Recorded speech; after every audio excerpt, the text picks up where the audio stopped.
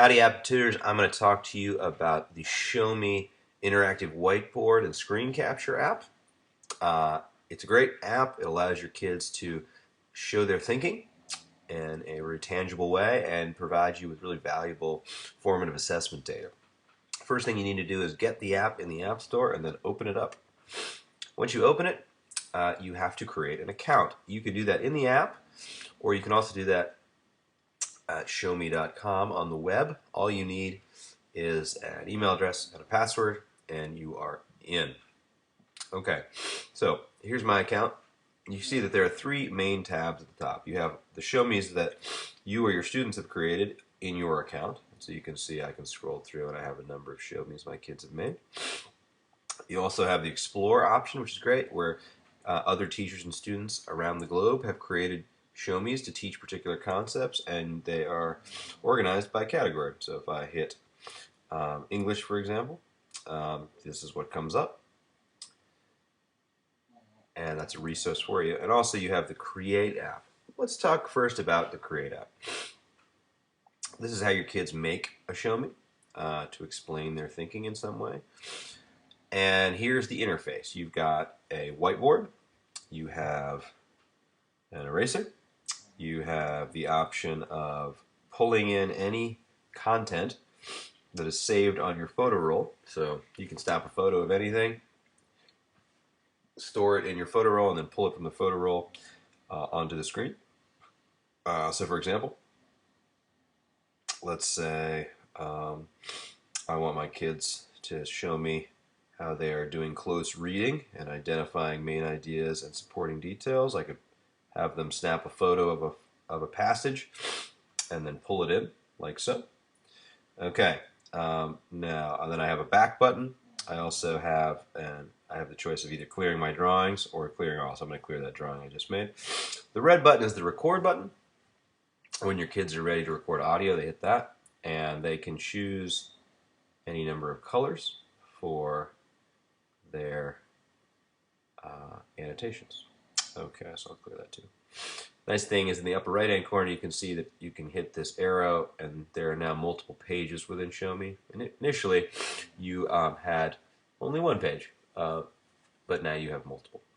Okay, so here's just a real quick example of how it might work. Your student would hit record and then they would narrate and share their thinking with you as they navigate the text. So let's try it out. They hit record. So today I'm going to start by previewing this section of the nonfiction article. This is the heading. It says, "What's new at the zoo, babies?" And I can infer from that this section of the article is going to focus on babies born at the zoo. Okay. First paragraph says, "It was a good year for gorillas. In 2010, 26 baby gorillas were born in zoos around the world. These babies are being raised the way baby gorillas are raised in the wild by their mothers." So, we have some supporting evidence here. In the year 2010, 26 baby gorillas were born in zoos around the world, which supports this main idea. Okay, so we'll stop there. Gives you a basic sense of what that might look at as your kids explained their thinking and did this close reading. If you wanted to save it, you would hit the blue save button.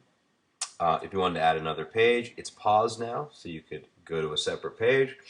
And if there was a separate concept, maybe you want your kids to explain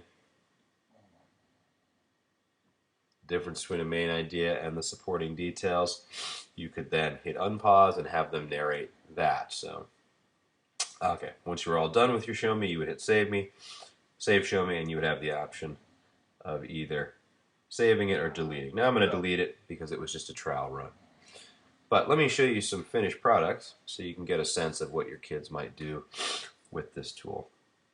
Last year we did a media literacy unit with 4th grade, and they looked at real and fraudulent websites and worked on analyzing those websites so that they could draw conclusions about whether or not they were trustworthy or not. And this is Charlie. He's reading an article about Christopher Columbus that was on a website called All About Explorers. It's a fraudulent website, and he's doing a close reading and explaining his thinking as he's trying to identify whether it is trustworthy or not.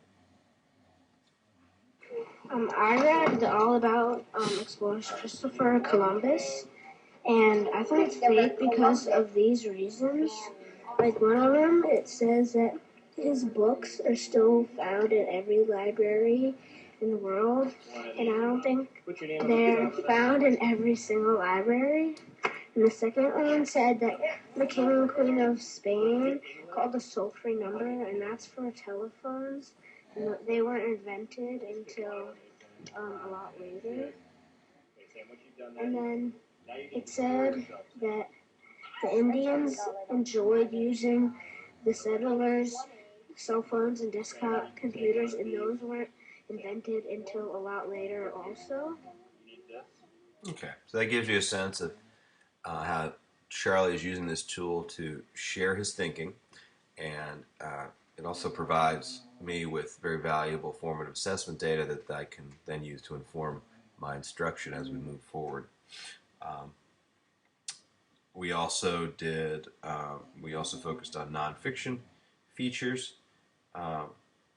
and so I had my kids create short show me videos to teach these nonfiction features to younger students. So here is Lena's explanation of a fact box.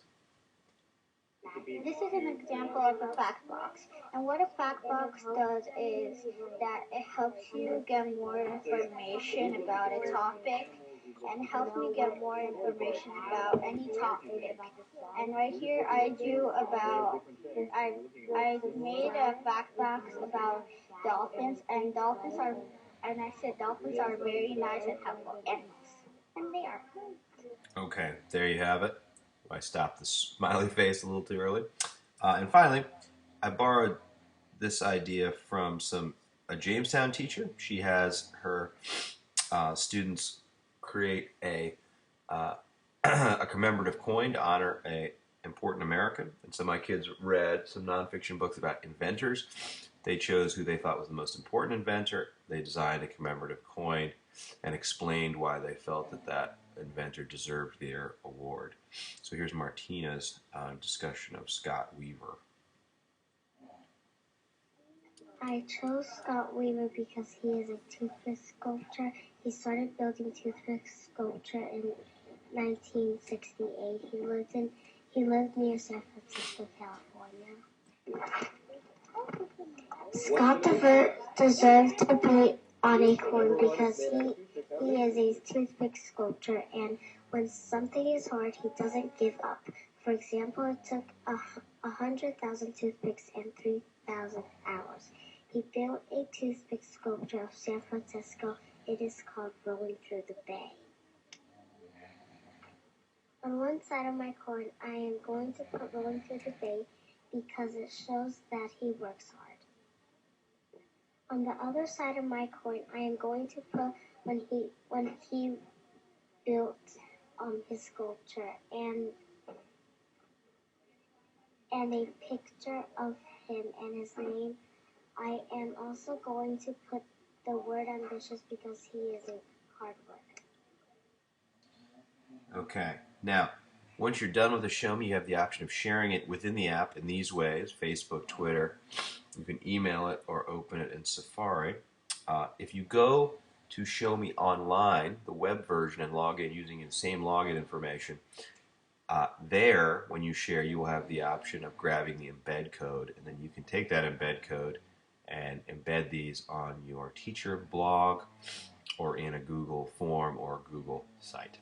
Okay, so there's our introduction to Show Me, and we will be making additional videos soon.